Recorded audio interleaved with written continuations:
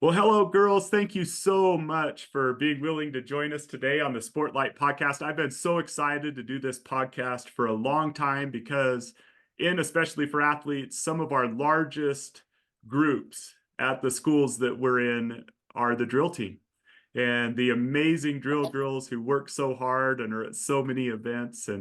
And we've really wanted to dive into drill and this very competitive sport. I don't know that there is a better state in the country for high school drill team than Utah. I think some of the finest drill teams in the whole country are in Utah. Would all of you agree with that, with what you're doing? I see you kind of nodding, and but you all go to college, you get to dance with girls from all over, dancers from all over, and it just seems to me that some of the best dancers in the country are right here, and which is proven by the outcomes because so many of you and your colleges go on, win national championships and win competitions and do all those things. So it's exciting to be able to welcome you and to delve into drill team a little bit and some of the lessons you've learned that are applicable to all sports. So I'm going to start with a question here. Let me just say this first of all, and I want you to wave, maybe introduce yourself a little bit. So we have Bryn and Brighton. So Bryn and Brighton, say hello. Hi. And you're currently Cougarettes at BYU, is that right? Yeah. And you could tell by looking at them here, if you're watching the YouTube, they're sisters. And so Bryn and Brighton Belka. So, and then we have Ajare. And Ajare, Hello. you are at Utah Tech, right? Say hello, Ajare. Yeah. Hello. And we have Julia, who's also a dancer at Utah Tech, and you guys are called the Blaze. Is that correct? Yes. Awesome. Welcome to Julia and Ajare. And then we have Ella. And Ella, you're at SUU. And say hi, Yeah. Ella. Hi. And Ella, they call you the SUU dance team. And then we have Emma, who danced at Snow College as a Badgerette. How are you, Emma? I'm good. How are you? So good. Thank you so much for joining us. So right now, this is going to air just the week before Region Drill. How many of you remember the feelings and everything, that the motivationals and all those things that led up to the Region Drill competition, which is just the week before state drill competition? And so I want you to go back in time right now and think about those feelings you had as you were preparing for these big competitions. And just, I want to ask a simple question, and maybe Ajare, I can start with you here, then we'll go to each of you. But as you think about preparing for big competitions, first as a dancer, and then I'm going to get to the portion about being a leader, okay? As a dancer, what advice would you give to the young dancers as they prepare for these large competitions? What helped you to get ready to perform? Great question. So obviously you want to train in the physical aspect, but I actually worked on training my mind a lot. So I remember being in class and thinking about my dances and telling myself every day in the mirror, I can do this. I've got my team's back. We've got this, ladies. And just kind of motivating myself, not only in practice, but outside of practice, because I feel like you only have a minute and a half, 2 minutes on the floor to show your routine. So might as well put all the positive vibes out there before. Awesome. Awesome. Julia, how about you? Mine is similar to Azure's, but I think getting in a mindset is one of the most important things you can do. And the way I thought about that was I wanted to be in a mindset where I understood that no matter the outcome of region, my hard work didn't go to waste. Like, for example, everyone wants to win region, but if you didn't win a region, it doesn't mean that all your hard work is for nothing. I think that's a super important thing to realize. There can only be one region champion, right? And in the regions that you all competed in, I mean, it's competitive. It's not like you could just walk in and win it, right? And so awesome, wonderful. Ella, how about you? Yeah, I think getting in the right mental mindset is super important, but also like taking care of your body physically, getting enough nutrients, making sure you're staying hydrated that whole week before, getting enough sleep is super important, just so that you know your body can be at its full potential as well as your mind is super important.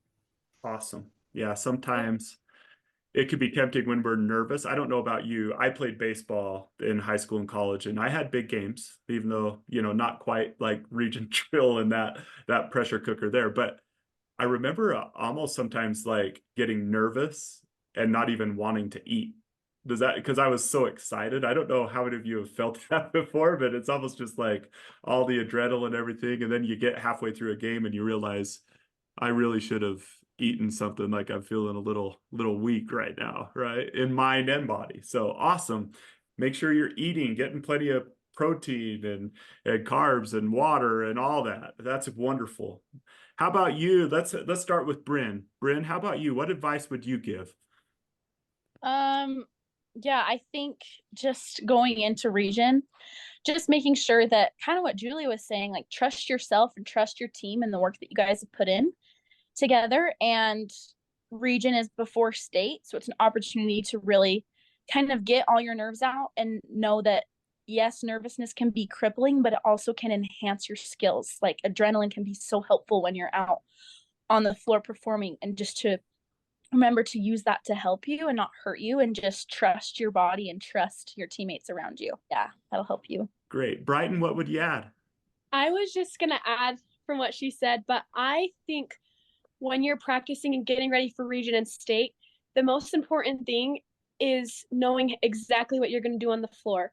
I think it's pretty scary to go into region or state and be like, is my body going to go too much because I have so much adrenaline? So really practicing when you're in your rehearsal to make sure that you're performing and doing exactly how you want to perform on the floor, so that you have no question if you're going to be able to execute the things with that extra adrenaline or push it too far. Don't try to be like, I'm going to give it so much more when I'm on the floor. Try to just do exactly what you do in practice. That's great. I still remember the first ever three-pointer I shot as a high school basketball player. I was a sophomore, and I was a pretty good shooter, and it went like 3 feet over the basket.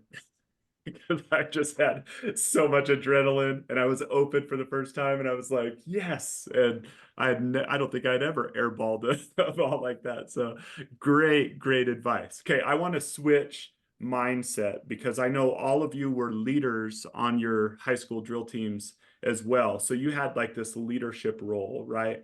And you had those little sophomores that were worried about hitting their aerial, worried they were going to be the one that fell out of a turn and cost the team, all these things that they're afraid about. In fact, maybe I'll give a little background. So I will do drill motivationals a lot. So I get invited to go and do drill motivationals.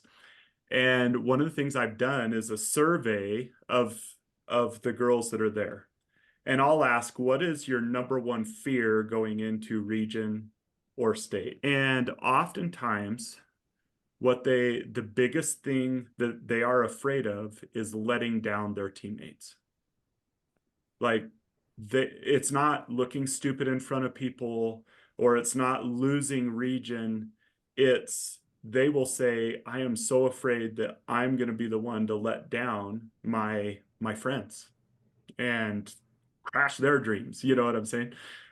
Now, leaders have a role in eliminating that fear. What advice would you give to leaders, having been drill leaders, to try to help your team be as ready as possible and not so worried about all that stuff? So for me, the first thing that came to mind is we're people and dancers, and to increase team unity, it's important to remember how you are to your teammates outside of practice as well. I think just like we have this sisterhood, and it's important to look out for each other in all aspects of life, and that creates trust and unity in each other.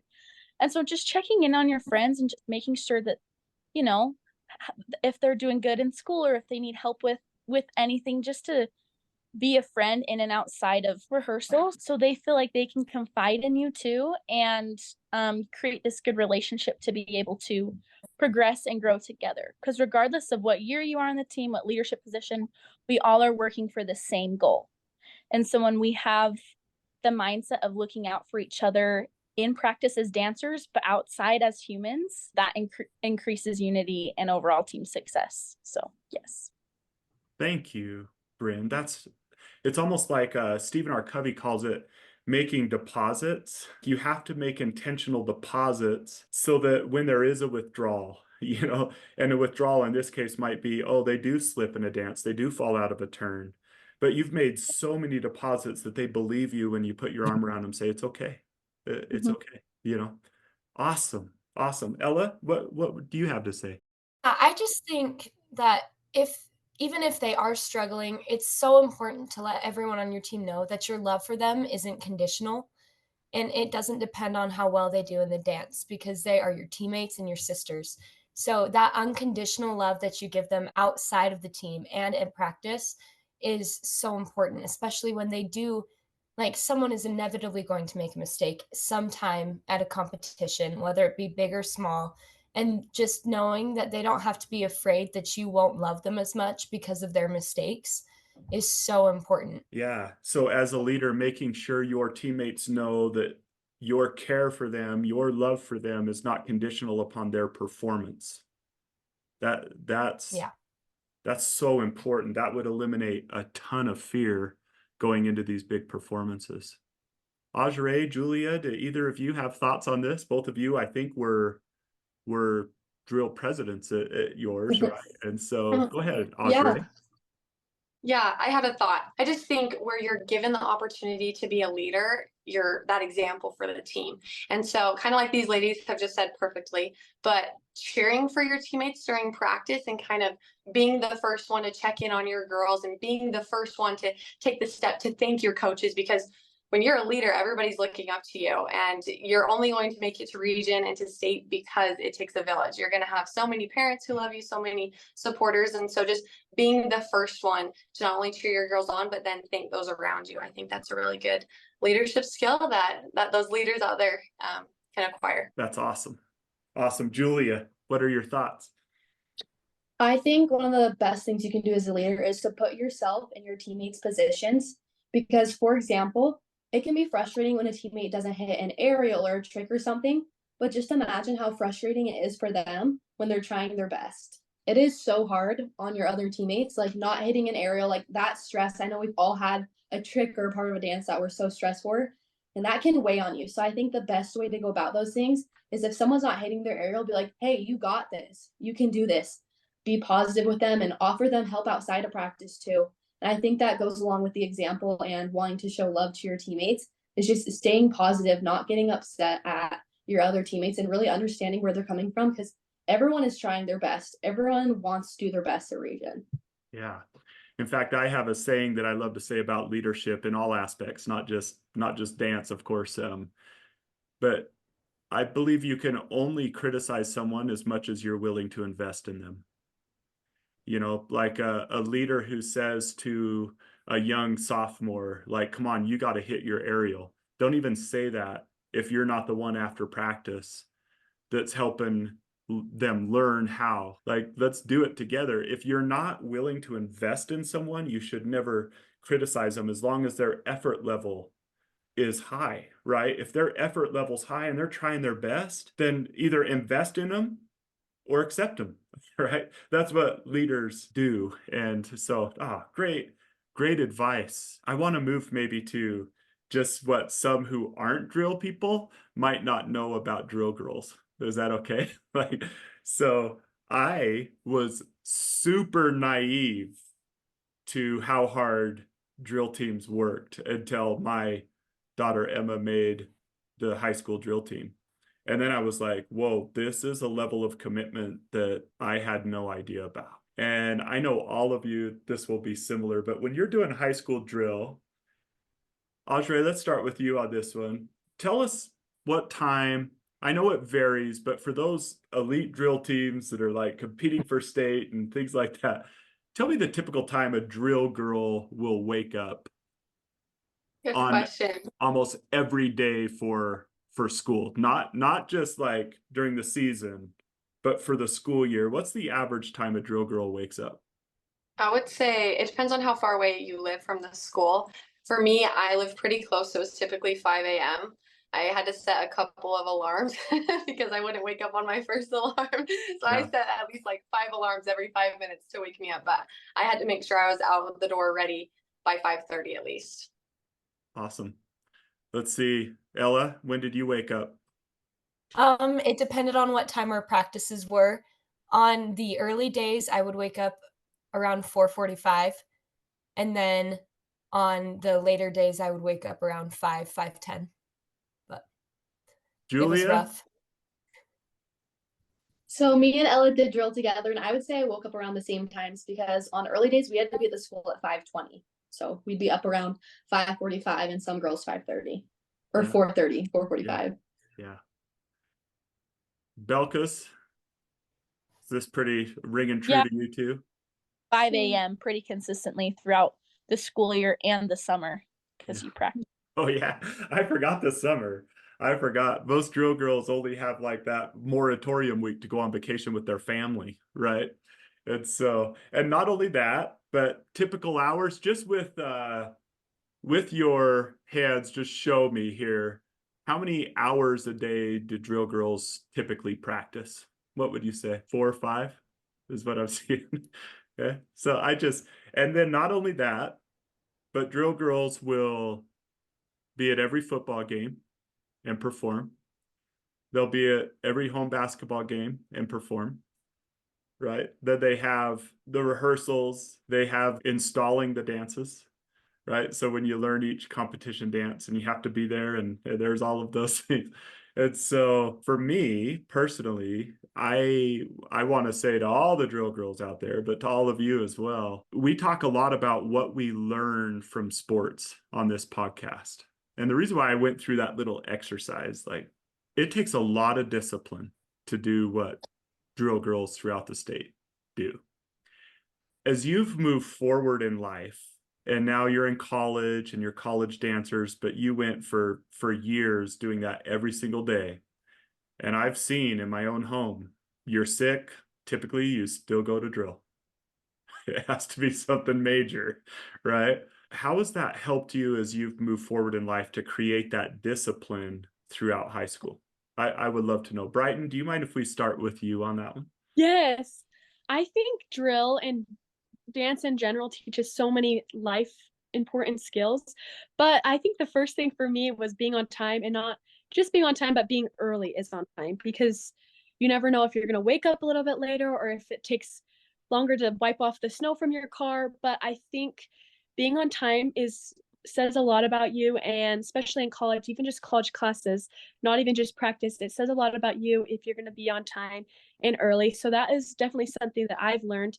And then also giving your 100% in everything, even if it's a class that you don't love, like with school or your job, but always like when you show up, you're fully showing up. You're not just going to give half effort, but you're going to give your full effort, and just to try your best in everything you do and create a great community. Drill has an amazing community. So even if it's not with your college dance team, even if it's like with your class, like if you want to create that community, you learn that sisterhood and how to be kind to each other and supportive, so you can kind of bring that into other aspects of your life.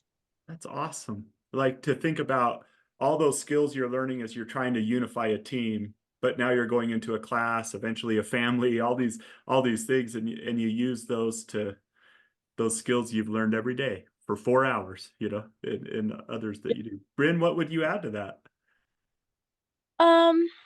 I'd probably add, I think dance and drill definitely teach you how to be good with your time management, and learn how to prioritize what you need to do for yourself and for the team, but what you're doing outside of practice.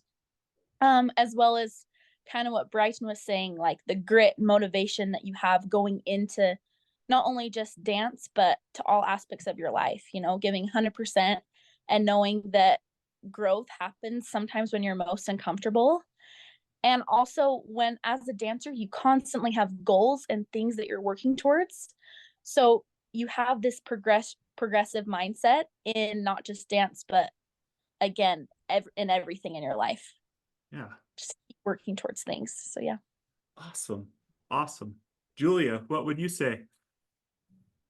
Something that drill and dance has taught me, especially after high school was how to show up for things even when you don't want to. Because there were so many days on drill where you were either tired, you were either sick, or you just didn't want to be there because practices were so intense. And so having to show up for those really taught me later in life how to show up for my classes, show up for work, even if I have a 6 a.m. shift, that even if I don't feel like going, I'm still gonna go. Yeah. And I think a great part of being great in life, or a big part of being great in life, is doing things that you don't want to do. There's so many people in life that they decide I'm going to do what I want to do, and that's all I'm going to do. And I've met a lot of great people in my life, and most of them have learned to do things when they don't want to, and to keep going when others would quit. And I've seen in dancers that grit that was already mentioned, just, you can't quit. You can't just walk off and or not show up to a practice. It affects everybody when you do. And so awesome. Ella, how about you? Yeah, I think showing up for the things you don't want to show up to, and like really working hard are so important. And also, drill really taught me how to stay positive when I did go to those things I didn't want to go to, and how to use my mind to make it better, and how to say, this is going to be hard, but it's going to be worth it. And this might happen, but maybe it won't. Or that was kind of mean of that girl to say, but it's okay. It's out of love. And just staying positive and making everything a good thing, or at least trying to, was something that has really helped me even in college, whether it be, this class is really hard, but it's going to make me so much better at my job in my future. Or I really don't want a job right now, but it's going to be able to give me money so I can do more with my future later. And just things like that, just staying positive. Yeah, I'm hearing like, we haven't said the word yet, but dance seems to have taught you to sacrifice, right? Like all of you, like if you're going to be on a high school drill team, you have to learn to sacrifice. And it's like, if you're going to be a great mom, you have to learn to sacrifice. If you're going to be a great employee, you have to learn to do that. If you're, there's all these things that will help with, but it seems to build that, it sounds like. Awesome. Okay, Ajare, bring us home on this question. Drill taught me how to be a really good team player. I feel like before drill, I was dancing at a studio, loved it, but I didn't necessarily learn how to be an all-in team player until I got to drill, and it got hard, and I still had to show up and give 110%. I think that kind of bled into like the workforce and my classmates and everything else that I've been doing so far.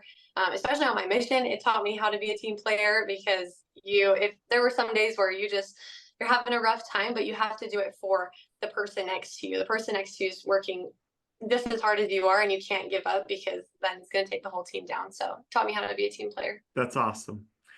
So one more question when it comes to like this being your best self type of, I know that there will be some who listen to this podcast that want to be in your shoes someday, that want to be at BYU dancing. They want to be at Utah Tech dancing. They want to be at Southern Utah dancing. Now that you've kind of crossed that threshold, speak to the person who wants to be where you are right now.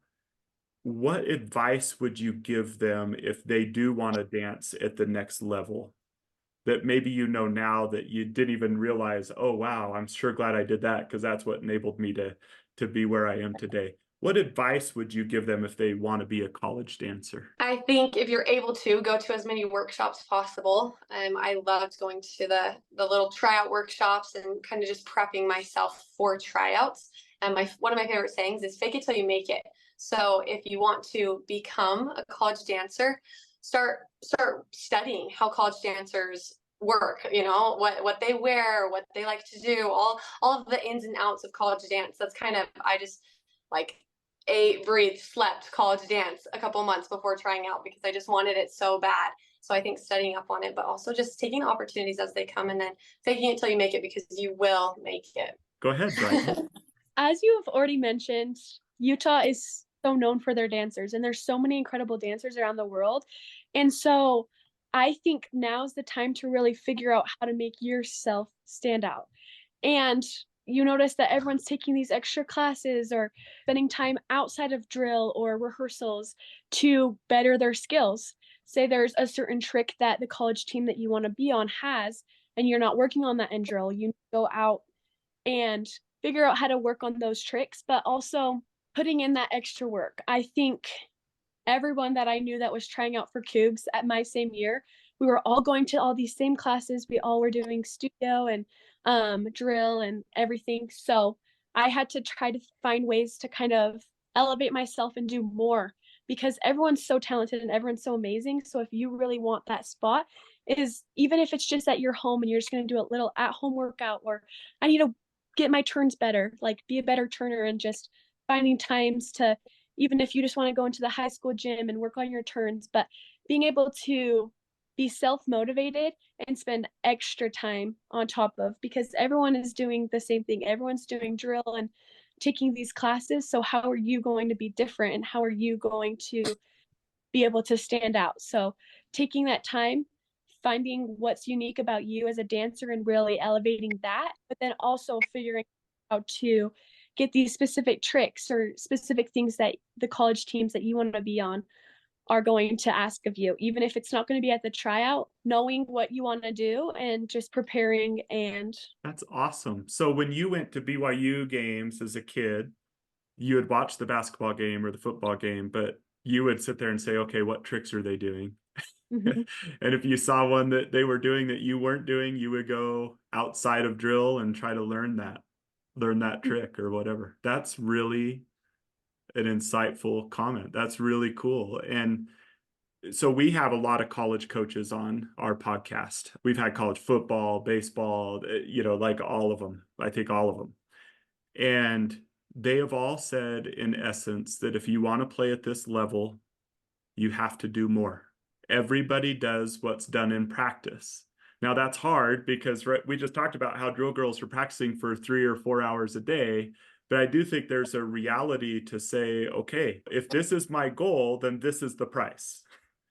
And so sometimes we have a goal, but we don't count the cost of that goal.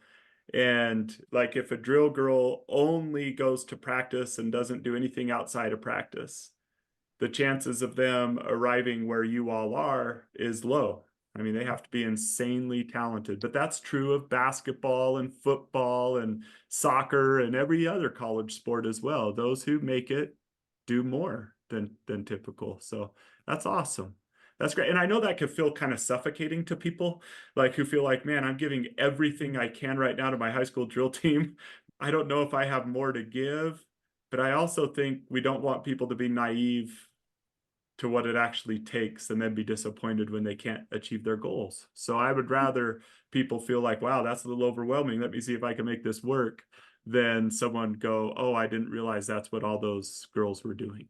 But also with that whole time thing, if you don't have time, you can always stay 5 to 10 minutes after practice and just work on your turns or work on your leaps, or right before you go to bed, like say you need to get your leaps better, you can stretch, and you don't necessarily have to find a full hour or 2 hours in your day to go do another extra crazy class or something, but just putting in that little teeny extra effort where you have time, like before practice, get there a little bit early and get a really good stretch in. So then when you're doing everything during practice, you feel nice and warm and you're like improving your skills instead of just going through the motions.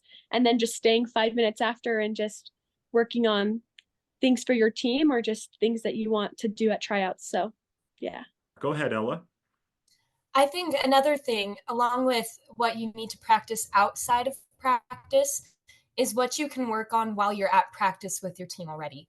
Because there are some things that college teams really look for, like performance and work ethic, that you can help yourself improve as you're already practicing with your high school drill team. So whether it be running your routine again and you're going to say, I'm going to make sure I don't drop my smile one time this entire routine, or whether it be, I'm not going to complain, I'm not going to give weird looks, and I'm going to be super respectful this entire practice.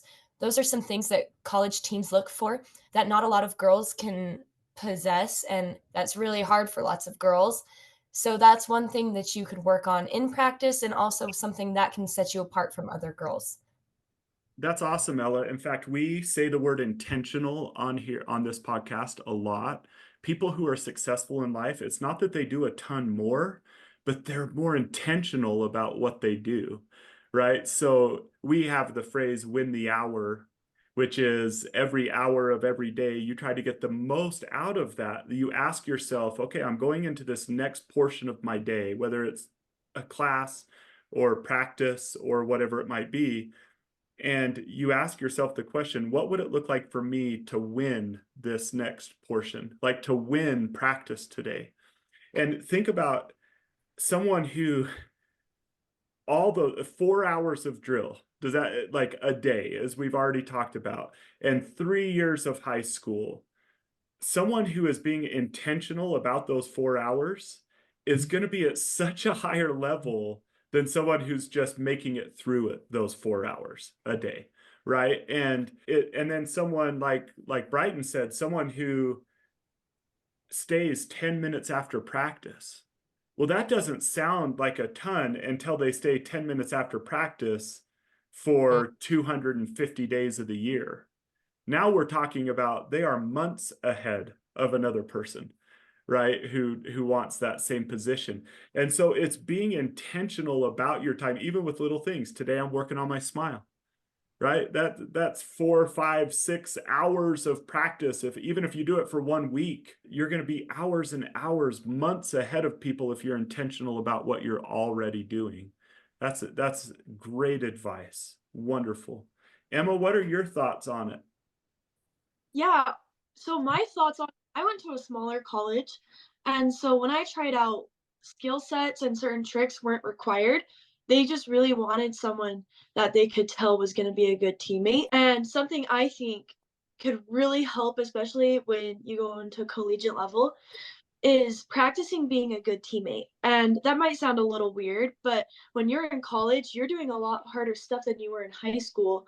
In my experience, I wasn't practicing as much as I did when I was on the elevates, but I was with these girls all the time and they became my family because you don't have your parents in college. So I think in high school, it's super crucial to practice being a good teammate and everyday practice. Good job, everyone. That was great. Even if you're not a leader on the team, you can still do that as a freshman or a sophomore, junior, or senior. It doesn't matter as long as you're positive and try and keep going.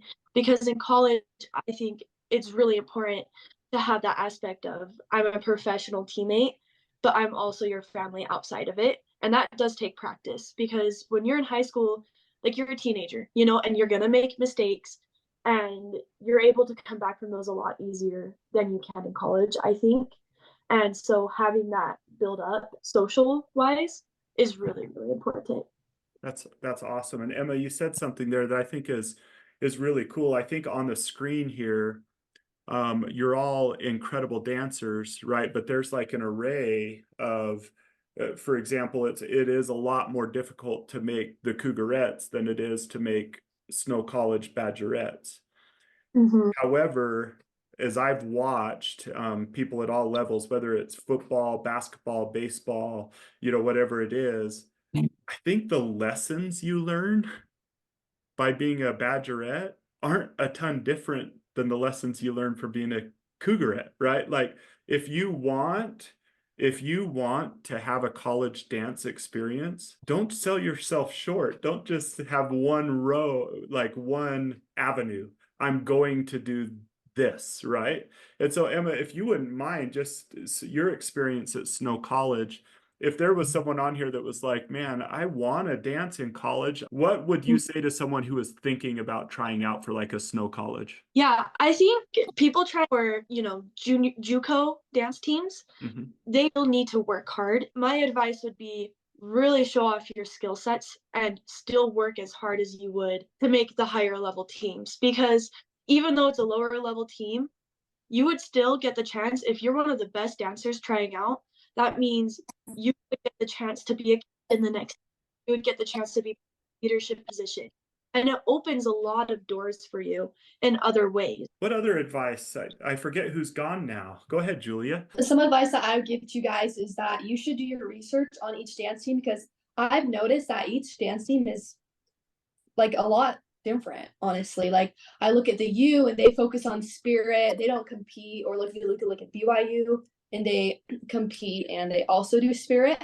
And you look at the Snow College Badgerettes and they focus on game day as well. So it's really about what you want. And I think something that would be really smart is to reach out to those girls that are already on the team that you're looking to make and talk to them, ask if they can do private lessons with you, ask what their team looks for. Because when I tried out for Utah Tech, I didn't know this, but they looked a lot at confidence. They wanted girls that were confident. They wanted girls that were kind, that were approachable. So just talking to those girls to figure out what skills you need, not just dance wise, but like socially wise, to make those teams, and understanding the difference between the teams so you know what you want to do, so that you don't make a team and then end up not liking it, you know? Yeah, that's great advice, because there are all those different things. Like I know Utah State as well. It's more cheer than dance, right? So it's almost like they're looking for, what is it, six dancers, but they're part of the spirit squad, and so like, what do you want to do? And sometimes we pick a college that we want to go to, and we don't even think, well, what's that experience going to be like? And so understanding what the different dance teams are like, because there's a huge variety of what the dance teams are like. And so that's awesome advice, Julia. Thank you so much. Any other advice that you would have? I like what Julia said about reaching out to the girls on the dance team. And I just think it should be emphasized not to be afraid to do that. Like if you like have seen someone that you want to look up to and kind of model your dancing after, don't be afraid to reach out to them. At Snow College, I had girls reach out to me because I was an ambassador there and I was doing a lot of recruiting for our dance team. And I never once was like, why is this girl recruiting me? You know, so I think it's really important just to remember that girls do want to help you, and they will help you. And I think it will help improve. So that was really good of Julia to say. Yeah. Well, and I will say that every now and then you'll talk to someone who's like, why would they reach out to me? And then if someone acts that way, you just know that person shouldn't be part of your life. Not just, you know, 'cause it's like, who's like that, right? Then it's just like, okay, good to know. If I make that dance team, gravitate somewhere else. So awesome. Well, I want to move just to the last little part of our podcast today, and it's really critical to our mission. We talk about how athletes hold what we call the spotlight. It's the extra attention that's given to you because you're an athlete in the spotlight, and it comes with power. That spotlight comes with power, but that power can be used two ways. We teach athletes that it's a two-edged sword. Everything you do that's mean hurts more because you're an athlete in the spotlight. But everything you do that's kind has more of an impact. And I've seen, like, I've been to games and where little girls will come up and you are their dream. You know, like they look at you and it's like, that's what I want to be. And I've seen it at Snow College. I've seen it at SUU. I've seen it at BYU and at Utah Tech. And so you have that power to influence and to help people, not just little kids that want to be you, but teammates, people at your school, people who look like they're left out, people who haven't connected to someone. I would just love if you look back on your high school experience and you could talk to yourself about how you could have made even more of an impact than you made. And I know I've had the blessing of knowing a lot of you through high school. And so I know you did make a great impact, but there's always wisdom that comes later on where you could look back and go, wow, I probably could have even had more of an impact.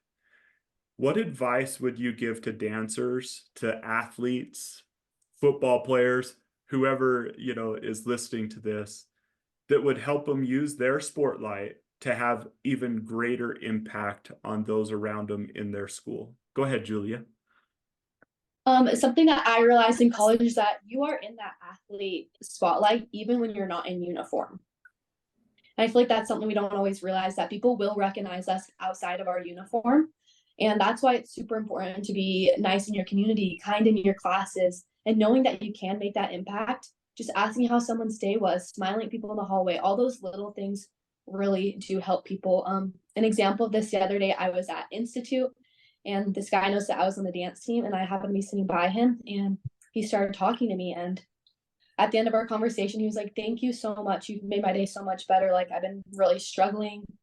And I just noticed the impact I had made on him, and that he had recognized that I was on the dance team. Or, for example, after practice, I went to a shop that was in our gym, and I got food, and the girl was like, "Hey, how was your practice?" I didn't even know that she knew I was on the dance team. I was just in normal workout clothes, like, and she thanked me. She's like, "You guys are always so kind. I really appreciate it." So understanding that your kindness really goes a long way. And not only is it a representation of yourself, but it's a representation of your team. That's awesome. And that moment at Institute that you had with that, which for those who don't know is like a college religion class that you go to, right? It was made more powerful because you were a dancer, right? Like that meant something to him, or he wouldn't have said it, right? Yeah. And so that's really cool, Julia. Thank you. You're always an athlete. Great. Go ahead, Ella. Yeah, I think a couple other things is, as a dancer, we are right in front of the audience the entire game, so people will know who you are. And it's important to not be so shy that you're afraid to reach out to others and be kind to others, whether it be walking past someone and saying, "That's a really cute jacket," and just giving genuine compliments, or reaching out and asking new people to come and hang out with your group is so important, and having the confidence to do that. But also knowing that as a team, whatever you do reflects on your other teammates, even though you are all different people. So if you are kind and outgoing and approachable and just super fun to be around, everyone will assume that your teammates are the same way. Whereas if you're rude or unapproachable and you don't really want to talk to people, people are going to assume your teammates are like that too. And it could be really frustrating for your teammates, or as a teammate, to have that stereotype that's given to a lot of athletes confirmed by one person and then reflected on everyone else. Thank you, Ella. That is really an important thing to realize, that when you are part of a team, whatever you do is people's impression of what those people are like. And I love that you address shyness at the beginning, because even those on this screen, I know that, I mean, dancers, some of the most beautiful, talented young ladies at their schools. So sometimes some are just simply shy. But then the school doesn't view you as shy. What do they view you as? Snobby, stuck up, right? And it's not that you're not. I know everyone on this screen well enough to know that there's not snobby, stuck up people who are talking today. But sometimes we have to force ourselves to go out of our comfort zone to be approachable, as you said, Ella, because you all can be very intimidating to people to approach. And so then if you're not the one who's outgoing, say, "Hey, how are you? How was your day?" Then you might seem very unapproachable to people when you don't want to be unapproachable. That's great advice, Ella. Great. Any other advice? Go ahead, Ajare. One thing I would definitely say is trying your best to remember people's names. I can just speak from personal experience. I'm 21 years old, and we were at a choreography day learning some choreography, and the most amazing dancer, her name is Ali Ducher, She came in, and at the end of the practice, when I went up to thank her, she said, "Thank you, Azure. I enjoyed watching you dance today." And she used my name. And I was like starstruck. I totally cried. And I told her, I'm like, that meant so much to me that you remembered my name. And I think that when we remember people's names, then we open up the door to so many opportunities of service, just like Julia said. Then we can sit by them at lunch. Then we can say hi to them in the halls because we know them by name. So I love that. And I wish I would have been better at that in high school. And I'm working on it now. So that's my piece of advice, is to work on names. Go ahead, Emma, and then we'll come up to Brighton and Bryn. So something I wish I could go back and tell my 15 or 16 or 17-year-old self is not to connect with contention within the team. And what I mean by that is sometimes it could be really intimidating, especially as your first year on drill team, to go, especially when maybe you didn't know those girls before. And it could be really scary. And I think the easiest way for a lot of people to connect with each other is through contention.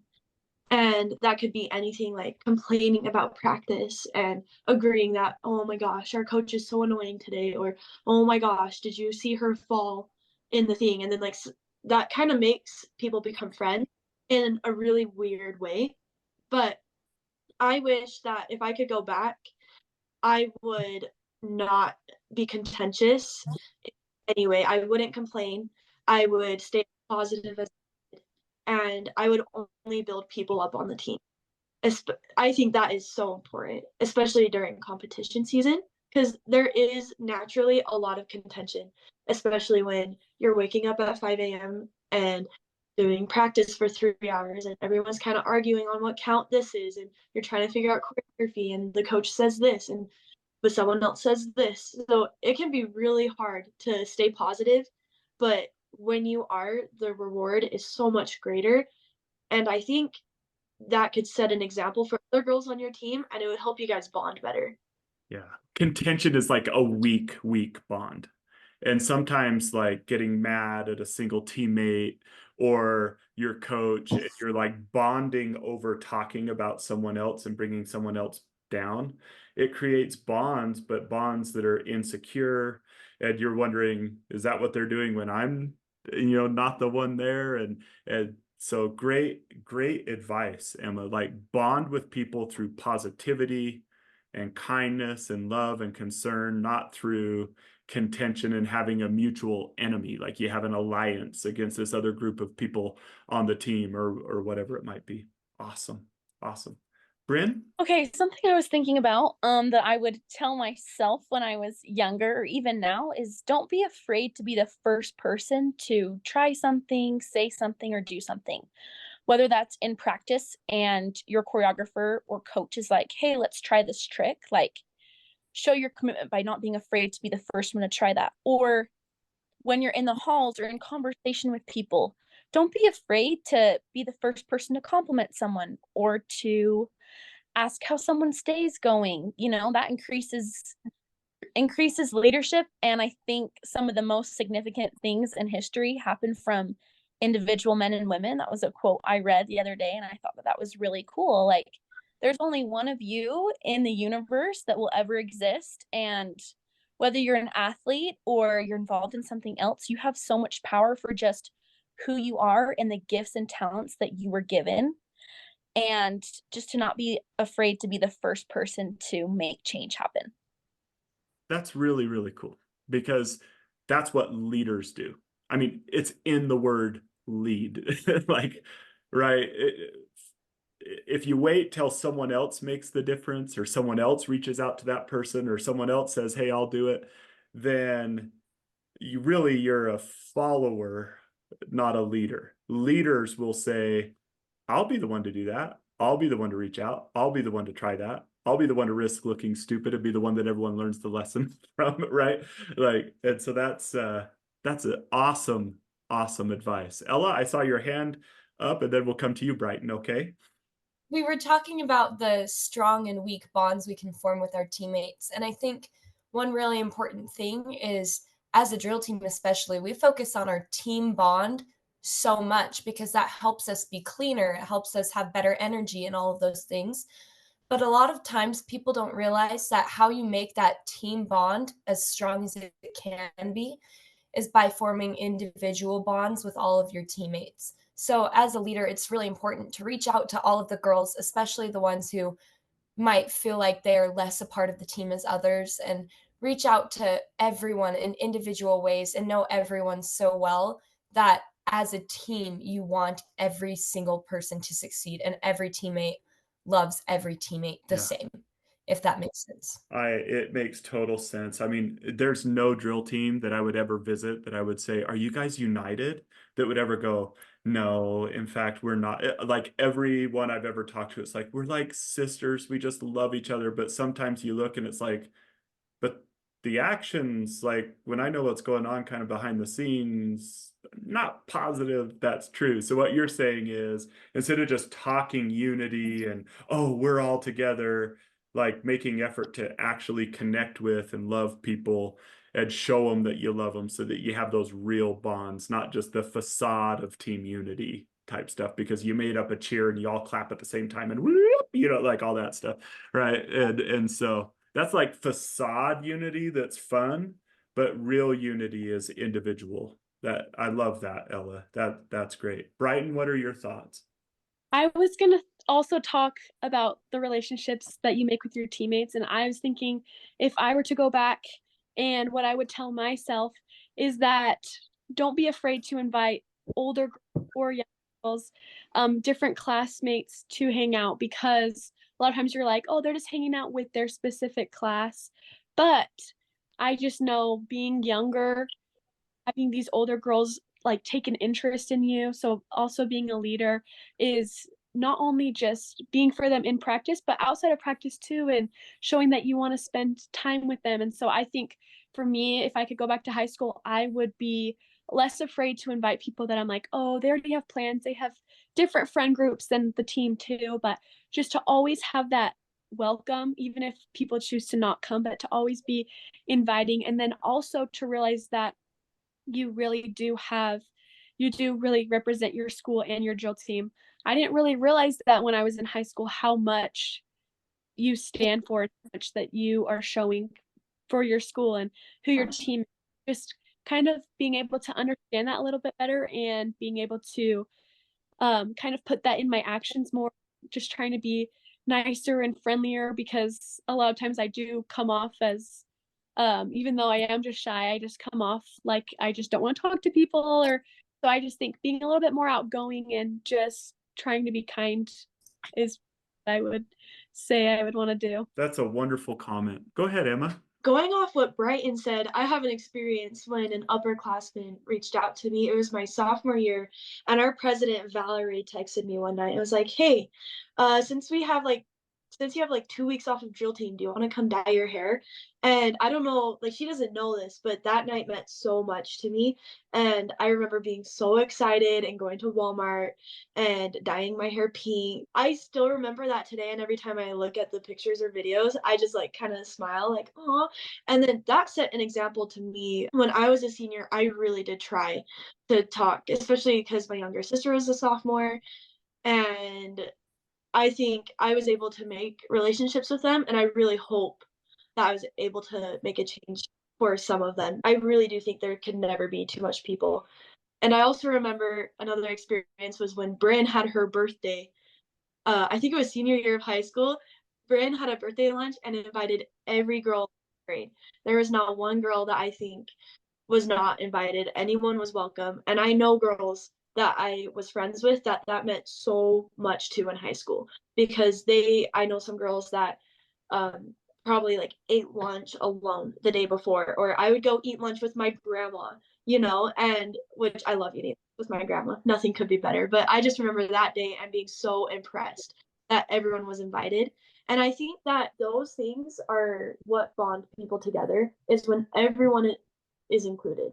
No one should ever be excluded from anything, especially when it's a team manner. And I love what's been said, because I don't think many people do it on purpose. I don't think there are a ton of people who exclude intentionally. I think a lot of times it comes from insecurity and afraid that someone might not accept your invitation. But from what I hear you all saying, almost all of you said this in one way or another. If you could go back to yourself at 15, you would say, forget about all that crud and just invite people and just include people and show love to people. Like, I don't think I've had a time in my life where I've tried to reach out and show love to someone that I've ended up regretting it. I haven't always been treated with the same kindness. They haven't always accepted invitations, but I've never been like, wow, I shouldn't have done that. You know, like, and so getting over that insecurity that every teenager has and say, you know what, just be kind, invite everybody, include everybody. And we like to say here that including is awesome. Once we get to the point where we include people, we've taken a step up. But even more than that, value people. It's one thing to include people. It's another thing for people to feel more than like they were just invited, but that they were valued. And we had Abby Cox on our podcast, and she's wonderful. She's the governor's wife right now, the first lady of Utah. And she sat down, and she works a lot with unified sports, with those who have adaptive needs, and kind of getting them together with athletes at their school to do a unified sporting event. She sat down with a kid, and she said that this young man, he had some disabilities, but they weren't cognitive. He had physical disabilities. And he sat down with her and she said, tell me about your high school experience. And I'll never forget this, but she said the young man said to her, people were friendly to me in high school. I don't remember one time someone being unkind to me. People were friendly to me, but they weren't my friends. Doesn't that kind of like, you know, it's one thing to be friendly. It's another thing to befriend. It's one thing to include. It's another thing to make people feel valued. And just from what I've heard all of you say, if you could go back and with all the wisdom you've gained now in the many years you've been out of high school, not just kidding, but if you could go back and just tell yourself something, it would be friends. Like, put yourself out there. Who cares if you're rejected? Take the chance, because it might change someone's life. And that's our message, right? That's our message, and especially for athletes, is be that person. Go ahead, Julia. Going along with what everyone's saying, I think it's really important to be aware that you're not making cliques. Because I know sometimes that can naturally happen, but you don't want to make cliques on a team, because that is what will separate a team. You don't want other people to feel like they can't hang out with you because you have your specific group. And it's honestly just the small things like eating lunch. I remember in high school, I felt like I couldn't eat lunch with certain cliques on my team because we were not invited, or if we were left out. Or it's also just the little things, not the things like eating lunch and inviting, but sometimes just seeing someone feeling, hey, hop in our picture super quick. Like, hey, we're going to In-N-Out after, like, you should come with us. It's just those small little things that make a lot. I love that, Julia. And I think some cliques naturally form without even being intentionally formed, but they do feel very excluding to people when you're on the outside of it. Right. And that those little things, Julia, I can't tell you how raising 3 daughters, you know, I can't tell you how many times it's like, even one of my daughters who I feel like, I wonder if I'm invited to that. I wonder if I went, if I would feel awkward. And it's the little things. It's the, oh, we just got done dancing at the basketball game and everyone's going to In-N-Out. Like you said, I think sometimes leaders of teams think everyone knows they're invited. That's not always the case, right? And so that's what Eyes Up Do the Work. That's what it means. Does everyone know they're invited? Does everyone know that they could come with me? Making sure everyone feels that. That's what leaders do. And sometimes it's just little subtle interactions that make people wonder if they're invited or not. And so being intentional about that will make sure they know that they are invited, that you do want them to be included. That's awesome. Thank all of you so much for taking time. Good luck in all of your college, just everything that you're doing in college, both your schooling, your dancing, social life. We just wish you the absolute best, because everyone on this screen deserves it. And thank you so much for for joining us today on the Sportlight Podcast to talk to these drill girls and everyone else, because there's so many lessons we can learn from each of you. So thank you, everybody, for joining the Sportlight Podcast. As always, eyes up, do the work.